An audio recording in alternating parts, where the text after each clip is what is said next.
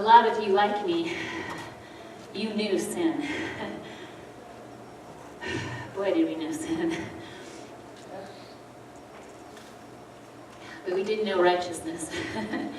We did not have a clue of righteousness until we met Jesus Christ, who is our righteousness. My entire family, none of them were Christians. My great-grandpa was full-blooded Italian, so there was some Roman Catholic background. I had my mom's side of the family, there were some that were very religious, that anytime we would get together at family functions and things, we sang something about not walking in shame today. Yes. Even though I didn't know righteousness before I met the righteous one, man, did I walk in shame. And those that I believe to some degree knew him put that shame on me. Made me feel like, because I didn't know how to say the rosary, and I didn't go to church every Sunday and Wednesday and confession and everything that they did, that I was crap, excuse my language, but good for nothing, like, they were on a whole different level than me. And this is as a little girl. A little girl, didn't know God.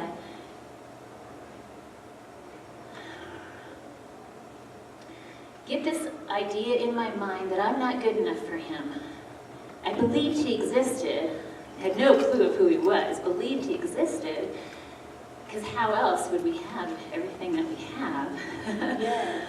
But thought I was not good enough for him. How could he even begin to look at me? I was worthless. Began to just continue to live my life in that way, not knowing any differently. Nobody ever told me that he loved me. Nobody ever told me that he had good plans for me. So went down a road of so desiring the Father's love, my own natural father. We were very close till it was kindergarten, first grade, and his dad passed away. They were best friends, and when that happened, my dad put up this huge, thick wall, and it wasn't until the past few years that walls came down in his life. So as a little girl, kindergarten, first grade, crying out for the love of the Father, a Father, and not having it,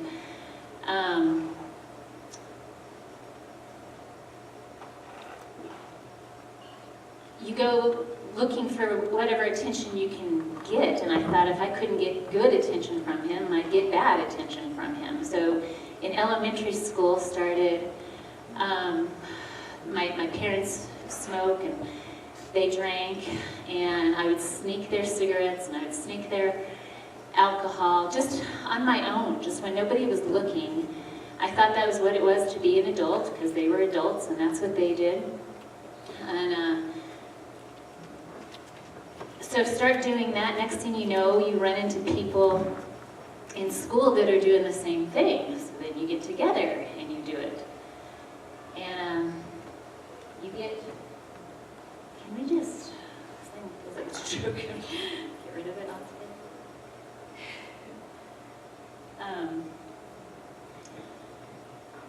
it. That's that saying, misery loves company, right? And hurt people, and that's just kind of who I wound up hanging out with. And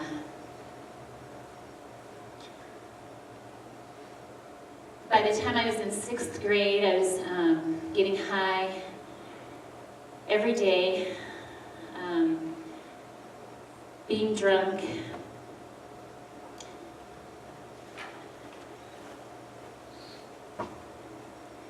being in situations that I shouldn't have been in. just didn't know any better. Things were a little different when I was growing up. You didn't hear about the same things that you hear about today. They were there, but you didn't hear about them as much. Parents weren't on top of things as much as they were. The sun would come up and I'd be like, I'm going to go ride my bike, and they'd be like, well, come home when the sun is going down, when the street lights come on. That's when I was supposed to come home. I didn't usually even make it then, but that was their kind of guidelines. And everybody was just kind of trusted that everybody was doing, mostly the right thing. And yeah. I found myself the summer in between 7th and 8th grade at the neighbor's house, getting high, getting drunk, and at one point his older brother asked me to come back in his room. He wanted to show me something. And at that point he raped me, and I was screaming out for help and nobody came to help. And that attitude, I guess I'm not worthy, I'm not good for anything. This is all I'm good for. Just propelled that lifestyle of numbing everything that I was feeling with drugs and alcohol and being in the wrong places at the wrong time. And so then the next thing you know, I wind up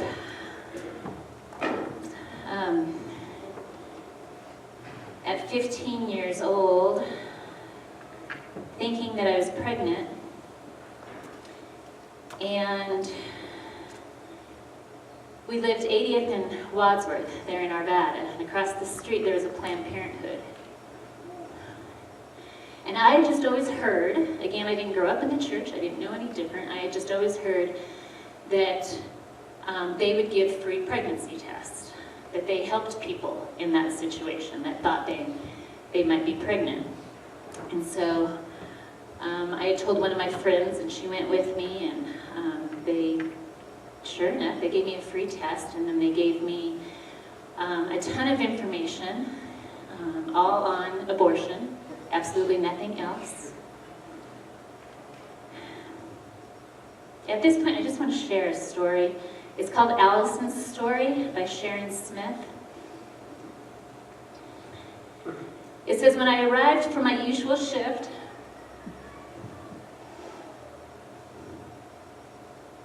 at the pregnancy center, a client was already waiting. She looked scared, worried, and very young. Her name was Allison, and she was a sophomore in high school. Per her story, she had had sex only once after a football game several months before. The boy was not a real boyfriend, and he didn't even know about the possible pregnancy.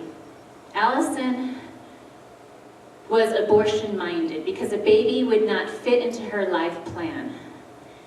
Finishing high school and going to college, I shared with her factual information on prenatal development and abortion. But in the back of my mind, I thought she couldn't possibly be pregnant and know it because she'd been close to 6 months gestation. I was shocked when the test was positive. Allison, let me see your tummy. She lifted her sweatshirt to reveal a very round belly. Haven't you noticed the baby moving? She lowered her head. No. The power of denial gave her the ability to lock out the reality of her changing body.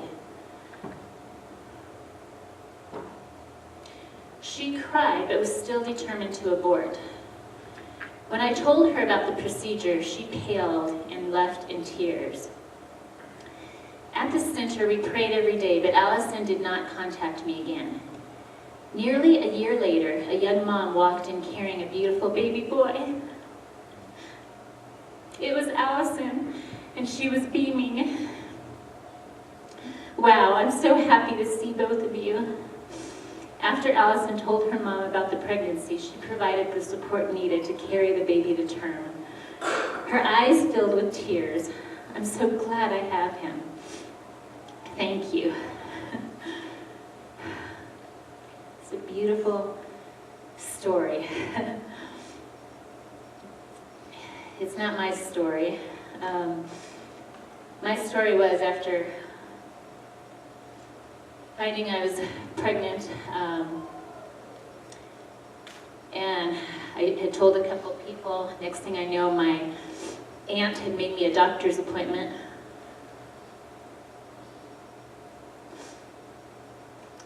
To go downtown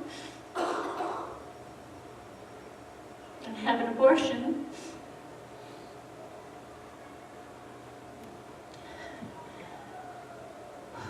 It was I turned 16 years old on October 25th, and the abortion was actually on Halloween, a few days later.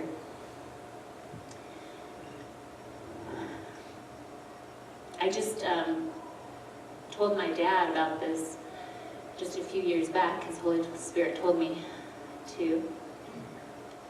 Told him a lot of things that I had kept from him. Growing up, I couldn't ever understand, like after I found God, why doesn't my dad just like, see the difference and want God as badly as I do, as badly as I'm living for him? And Holy Spirit told me, wait, he didn't even know the deep darkness that you were in. You kept all that from him. He didn't even know, the massive transformation that you went through. And so, not an easy conversation. He's not the easiest person to talk to. And he didn't have a whole lot to say then, but he heard everything that I said, and I put it all out there on the table, and I said, this is who I was. Then God showed up on the scene, and this is who I am. And like I said, now, he's a different person. He could never say, I love you, and embrace you, and kiss you, and now he's, I love you, and every time he sees me, it's a big hug and a kiss, and it's amazing. The truth will set you free. The truth will set you free. In Luke 7:36 through 50, it is one of my favorite stories in the Bible because it reminds me so much of myself. And I'm going to read this out of the New King James Version, so it might be easier if you have that to follow along. But then one of the Pharisees, talking to Jesus, asked him to eat with him. And he went to the Pharisee's house and sat down to eat. And behold, a woman in the city who was a sinner, when she knew that Jesus sat at the table in the Pharisee's house, brought an alabaster flask of oil and stood at his feet behind him, weeping. And she began to wash his feet with her tears and wiped them with the hair of her head. And she kissed his feet and anointed them with the fragrant oil. Now when the Pharisee who invited sorry, I've been so drunk in Holy Spirit all morning. I'm not sorry, but all right, getting back. Now when the Pharisee who invited him saw this, he spoke to himself, saying, this man, if he were a prophet, would know who and what manner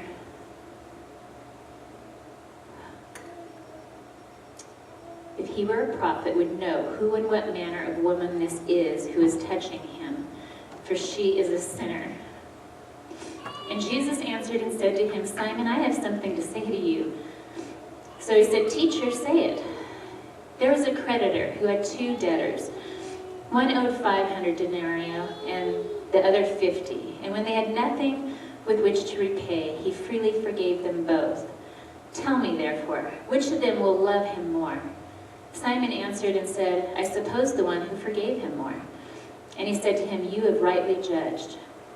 Then he turned to the woman and said to Simon, Do you see this woman? I entered your house. You gave me no water for my feet, but she has washed my feet with her tears and wiped them with the hair of her head. You gave me no kiss, but this woman has not ceased to kiss my feet since the time I came in. You did not anoint my head with oil, but this woman has anointed my feet with fragrant oil. Therefore I say to you, her sins, which are many, are forgiven, for she loved much. But to whom little is forgiven, the same loves little. Then he said to her, your sins are forgiven. And those who sat at the table with him began to say to themselves, who is this who even forgives sins? Then he said to the woman, your faith has saved you. Go in peace. God, I pray right now for a revelation in this room, that each and every one of us would have such a powerful revelation of what you saved us from. Because no matter what story, no matter what our past, you have saved us from a great deal. A great deal. You have saved us in to something so glorious. I pray for a fresh revelation of that to manifest today in each man and each woman, each boy, each girl in this room today. God, whether they're 10, 15 years old and have walked with you a short time and have never and will never know the depths of the sin that I walked in, it doesn't matter. You saved them.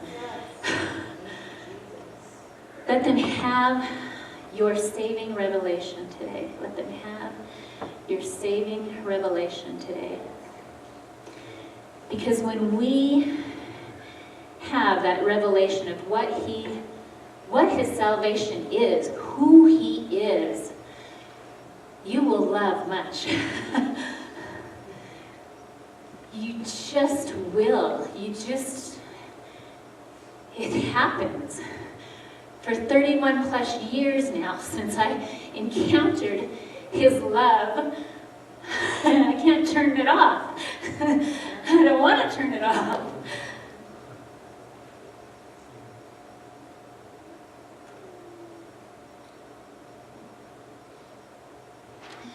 When I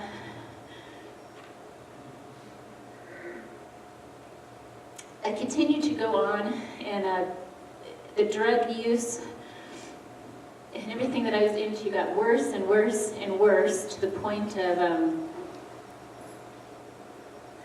at 17 years old, I was dealing drugs pretty extensively, and I had a friend that he had got caught, so he ratted me out, set me up. There's this whole right, if you're familiar with Arvada, 52nd and Wadsworth, Sam's Club.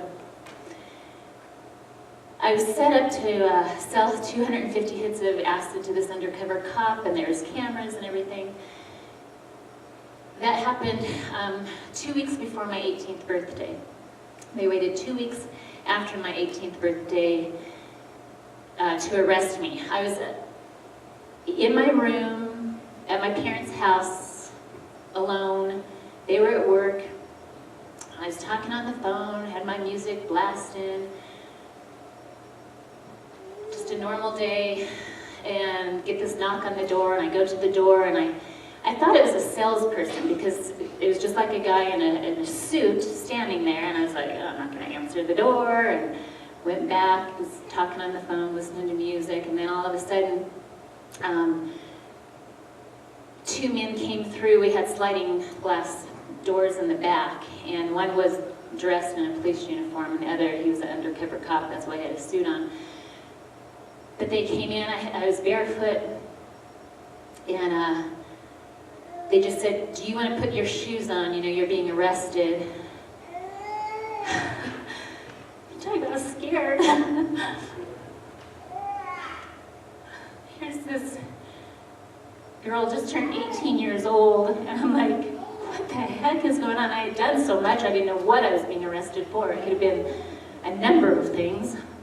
I remember one time sitting there one night with my parents watching the news, and they were showing this big bust that they just made at the projects.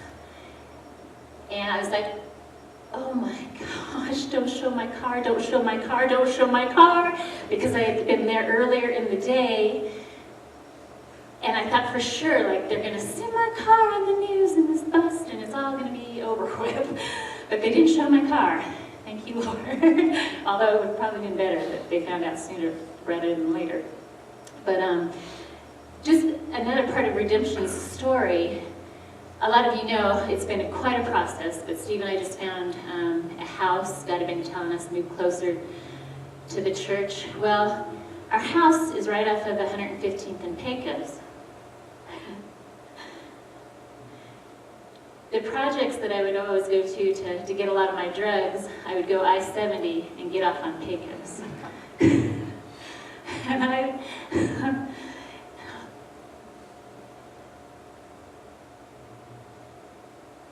there is nothing too difficult for him, you guys. I don't care what you are facing today. I don't care where you've been. I was so lost. So lost.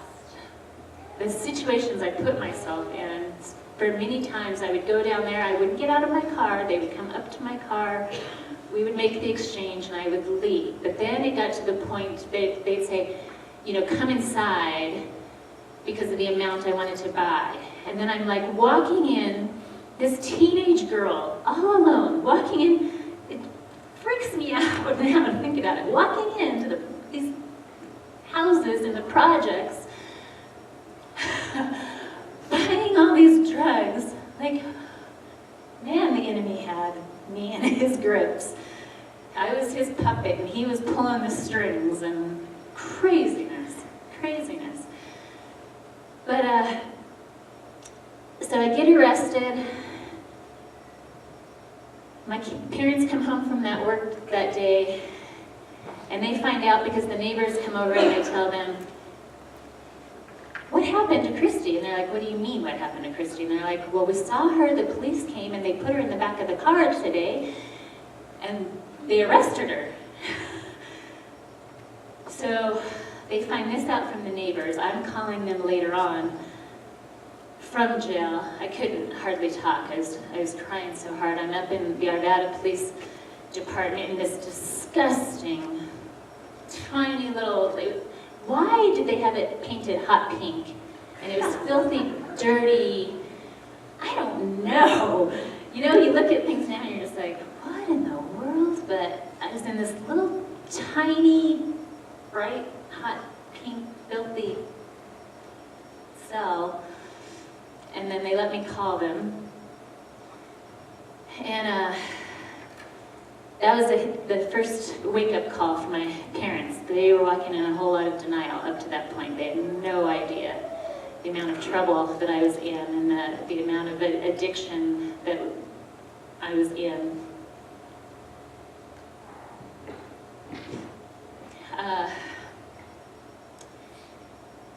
They put a second mortgage on their house and did everything they could for me at that time to get me the very best lawyers. I forget even who. They were really good lawyers. Downtown Denver, they had just represented, I don't know, some big, like, famous person. My parents went to no expense to try to help me, to try to rescue me. And but they didn't know, like I said, what an addict I was. And so even after I wound up doing 30 days, they called it the Twin Towers, they're in Jefferson County. Had a nice little orange jumpsuit till the last couple of weeks, and then I got to be a trustee and have a blue jumpsuit on, and I basically just meant I got out a day early, but I had to do a bunch of chores. But even the whole time I'm in there,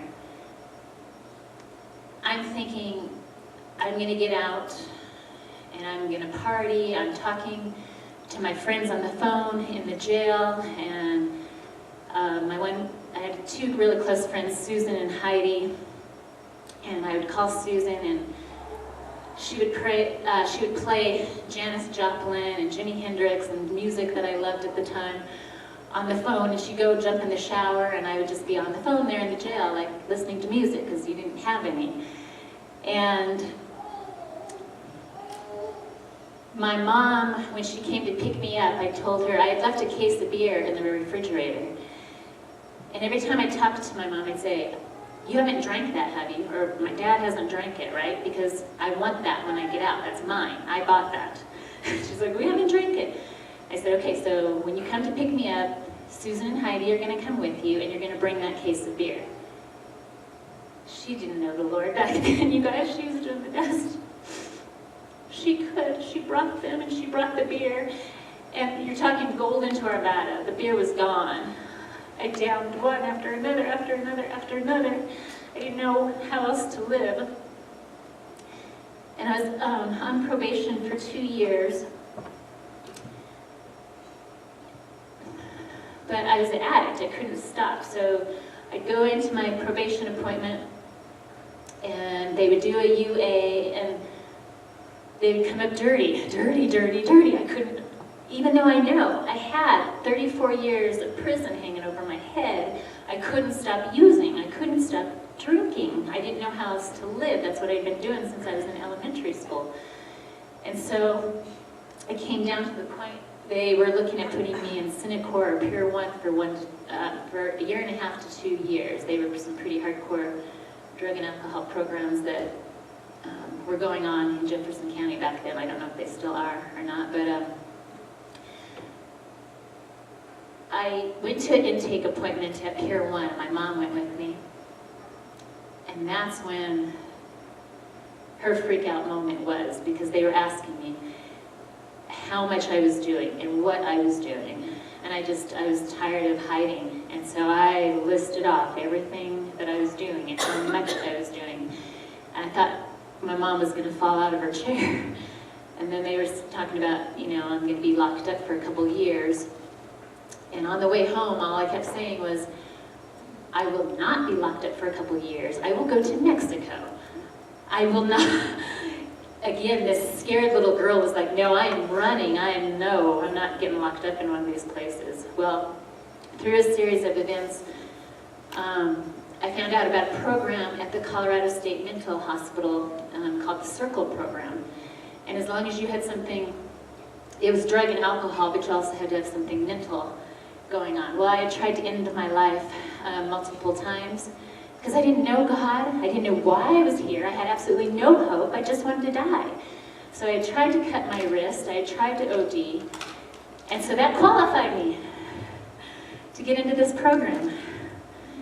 You know, what qualifies us today to be able, what qualifies me to stand up here to minister to such amazing people like you? It's His righteousness. It's His righteousness. Back then, I got qualified for a program because I was suicidal and I was an addict. Now that anything that qualifies me for anything, it's His blood. Yeah.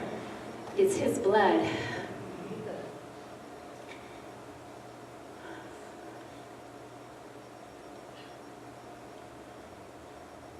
I went into this program thinking, again, I'm just going to tell these people what they want to hear, and I'm going to get out and I'm going to go party, because that's all I knew.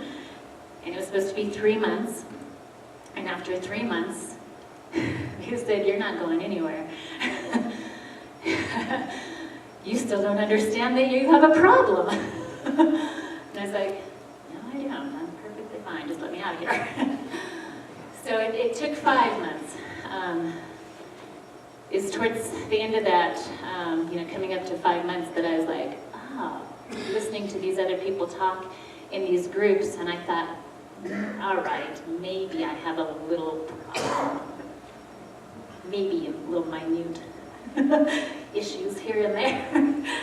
So, okay, I'll start really listening and trying to let you help me a little bit. So I was released out of there. I still had the probation to go through, but I remember getting home, and that very next night, thought I was going to have a nervous breakdown, because I was used to having counselors 24/7 that I could talk to when I wanted to use, and emotions were coming up. They say when you start using, which I know you won't mind, but I know Regina has said even with the cigarettes, like she didn't realize over a year now. 9 months. Okay. almost 10 months, hasn't had a cigarette, praise God. But even with that, that's how she would cope. It would, like, instead of facing all the feelings, you have a cigarette, you have a joint, you have a drink, there's these coping mechanisms. Some people it's food, it can be all different things. But you turn to that instead of you turn to God. And so here's all these emotions and things coming up. I don't know what to do with them. I've been stuffing them, numbing them since I was a kid. And so I told my mom, you're going to have to take me back tomorrow. I can't function out here in the real world. I can't do it. I'm going to lose it. And she was so sweet. This is back 1988, phone books. She goes, I've heard these meetings, I think they're called AA meetings, let me go look in the phone book. And she goes in the kitchen, gets the phone book out of the cupboard and looks it up, calls them, and sure enough, there was going to be a meeting the next night.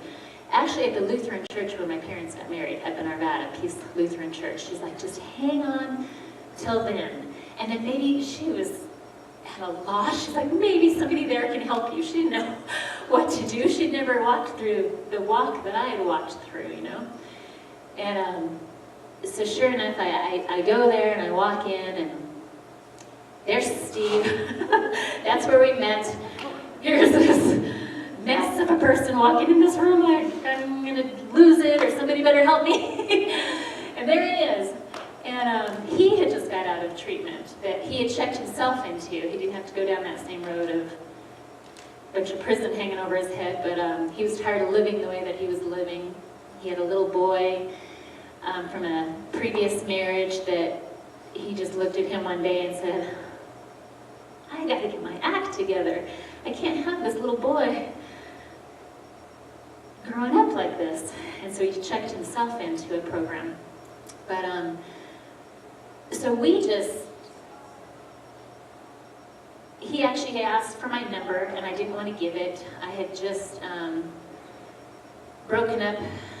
I was engaged to a Satanist, and I just broke that off with him when I was in treatment because I knew I needed to focus on myself, and I couldn't be in a relationship. I didn't want to be in a relationship, was not looking for one at all. But he was very persistent. But we were just friends that was May of '88. And then it was June, July, August. We were just going to meetings together, just trying to help each other stay clean and sober, just trying not to go back and use again. And August of that year, all of a sudden I was like, falling in love with him, and I didn't want to do that. Didn't want to do that, but darn it, I'm in love.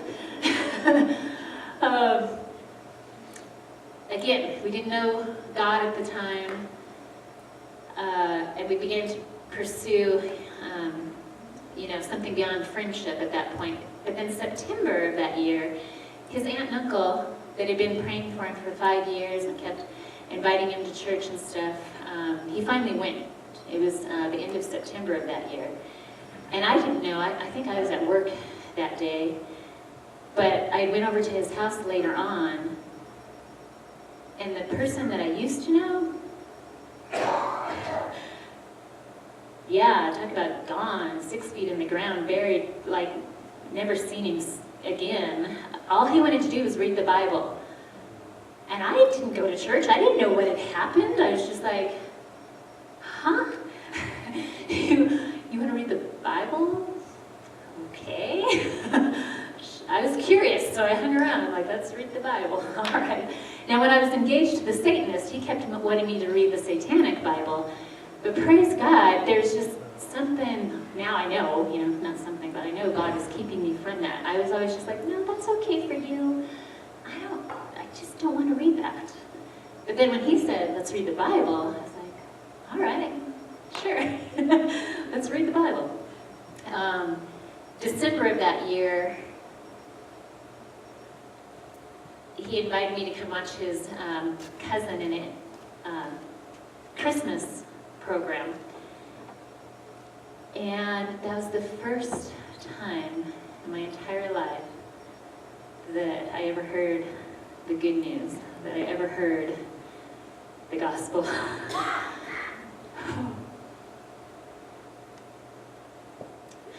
The thing I've been searching for my whole life.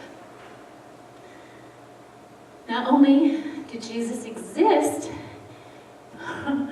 but he loved me so much that he died on a cross for me. And that he had good plans for me.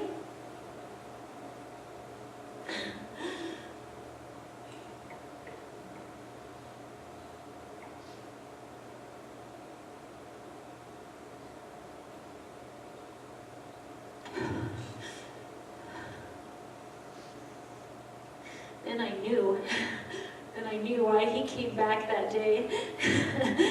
And I didn't recognize him at all.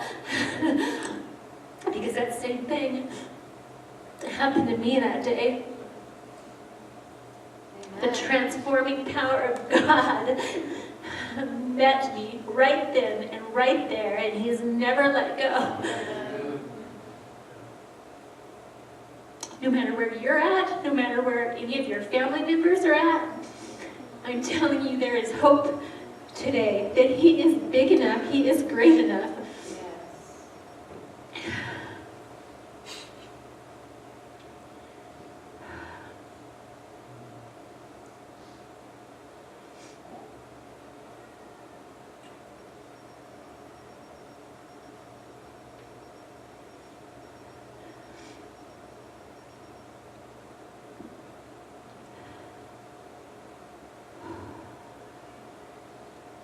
Thank you for your fire, Lord.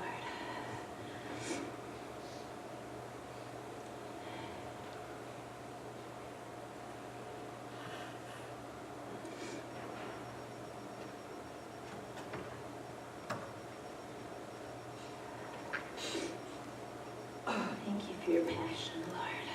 Thank you for your faith.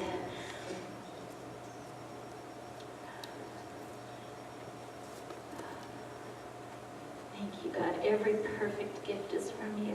Every good and perfect gift. It's only by you that we even have faith to believe in the first place.